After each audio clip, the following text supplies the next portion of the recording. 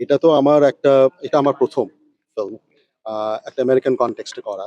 কিন্তু American context হলেও এই যে প্রিজন সিস্টেমের যে inadequacies আছে বা ফ্লস গুলো আছে, সেগুলোকে হিলিং করা, সেগুলোকে বেটার করার যে পদ্ধতি বা যে দরকারটা, সেটা তো ইউনিভার্সাল।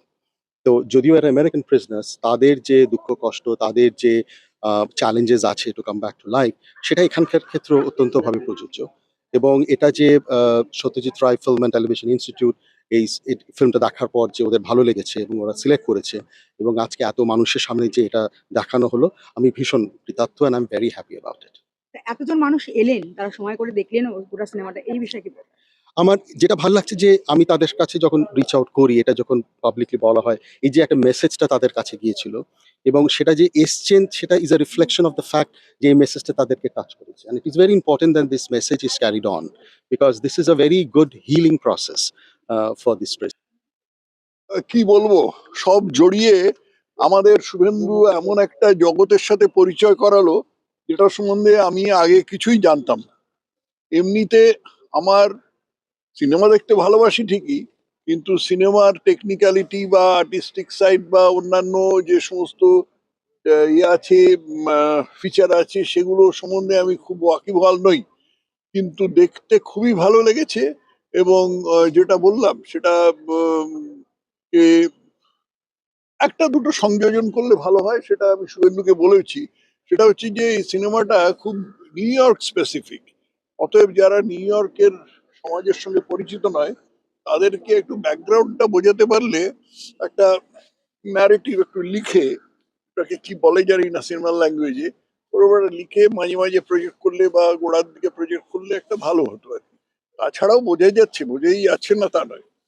তারপরে দু একটা ইয়ে আছে, আফ্রিকান আমেরিকান স্পিচ বোঝা খুব কঠিন। হ্যাঁ, এমনি ইয়ে বোঝা যায়। ওই যে চার পাঁচজন ছিল, তার মধ্যে একজন ইজি বলে যে ছিল, তার স্পিচটা বোঝা খুব কঠিন। এইগুলো একটুখানি সমস্যা হয়েছিল আর কি। কিন্তু এই সমস্ত ছোটখাটো ব্যাপারগুলো বাদ দিলে, ওই আবার বলছি যে এমন একটা জগতের সাথে আমাদের পরিচয় হলো এবং সেই জগতের থেকে উত্তরণ কিভাবে সম্ভব, সেটা যে আমাদের দেখিয়ে দিল শুভেন্দু। এই জন্য শুভেন্দুকে অশেষ ধন্যবাদ। বাংলা সিনেমা জগতে যে একটা প্রচেষ্টা চালাচ্ছে, তারা যে এসে আমাদের বাংলা সিনেমাটা আরো যাতে উন্নত পায়, বাঙালি চিন্তা ভাবনা যাতে আরো বহিঃপ্রকাশ ঘটে, সেটার দিক দিয়ে তাকিয়ে এই সিনেমাটা তারা একটা যে প্রচেষ্টা চালাচ্ছে, এটা খুব সাধুবাদ জানাই আমরা বাঙালি হিসাবে।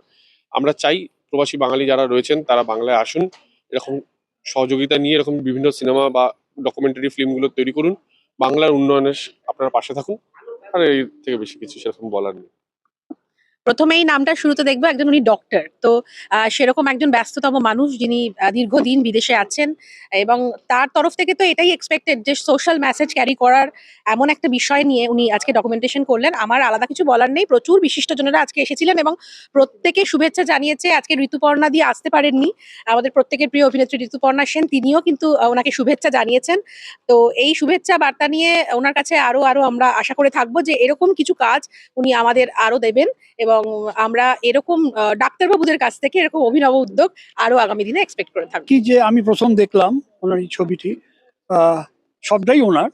আপনার যখন নাম দেখলেন তখন দেখলেন সবটাই ওনার।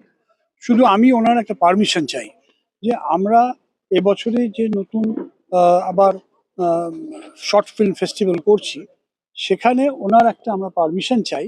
এই ছবিটা যদি সেখানে আমরা দেখাতে পারি সমস্ত নতুন ডিরেক্টরদের, এবং তাদের শেখানোর জন্য যে দেখো এই ধরনের একটা শর্ট ফিল্ম হতে পারে।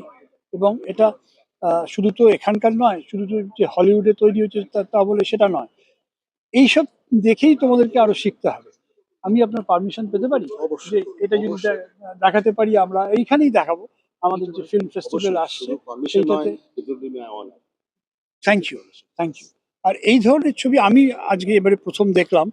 এটা কিন্তু মানে চুপচাপ বসে দেখা যায়, কোনো রকম কোনো অন্য সবকিছু মাথা থেকে ঝেড়ে ফেলে এটা যদি দেখা যায়, তাহলে কিন্তু এর ভেতরে ঢোকা যায়। এর মানেটা কি, যেটা অন্তর্দৃষ্টি যাকে বলে, সেইটা কিন্তু এই ছবিতে উনি বুঝিয়ে দিয়েছেন। যে একটা কথাই শুধু আমি ওনাকে জিজ্ঞেস করব যে why did you choose this subject? One of the reason I chose this subject is because I have been working with this Fortune Society for 14 years. এবং 14 বছর এদের সঙ্গে কাজ করে দেখেছি উনি যে পদ্ধতিটা ইউজ করেন, David Rockenberg, is actually very complete healing process. Okay. এবং এই যে ওরা আইডেন্টিটি আছে যে আমরা ক্রিমিনাল, সেখান থেকে ওরা বেরিয়ে এসে যে আরেকটা থিয়েটারের ক্যারেক্টারের আইডেন্টিটি নিচ্ছে, রাইট, এটা একটা খুব সুন্দর ক্যাথারসিস রাইট। এবং দ্যাট হিলস দ্য সোল।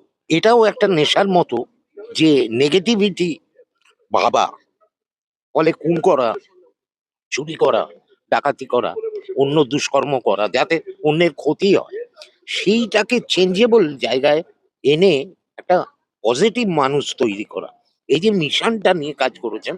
এবং ডাক্তারবাবু সেখানে এই এই ঘটনাগুলো তাকে বিচলিত করেছে।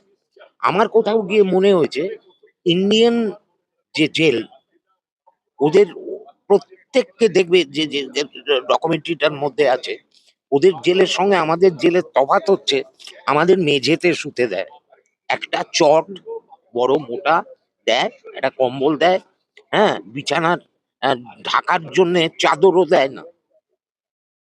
হ্যাঁ, ওরা ওই বিভিন্ন ন্যাকড়া ভরে ওই চটটাকেই বালিশ করে নেয়, আর ওই থাকতে হয় মেঝেতে। এবং পর পর পর পর একটা সেলে নাই নাই করে হলেও 30 থেকে 32 জন থাকে, ওদের ওখানে সিঙ্গেল কট। ফলে মানুষ হিসেবে বেঁচে থাকার ক্ষেত্রে ওদের যে বোধ এবং রিয়ালাইজেশনের যে বোধ, এ দুটো আলাদা।